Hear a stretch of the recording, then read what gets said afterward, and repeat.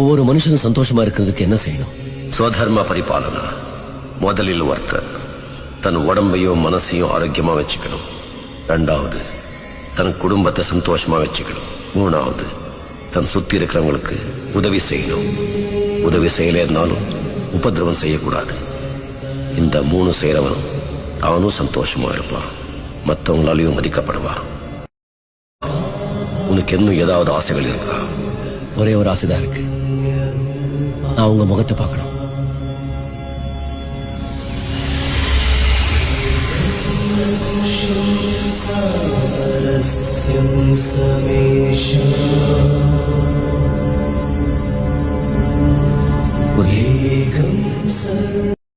இந்த உலகத்துல எனக்கு இருக்க பிடிக்கல. நான் எப்பவும் இந்த இமயமலையில உங்க காலடியிலே இருக்கணும். எனக்கு தீட்சை கொடுங்க. நீ கீழே போய் மக்களை பார். மக்கள் மத்தியில இருக்கிறதா, இமயமலையில இருக்கிறதா, நீயே முடிவு பண்ணு.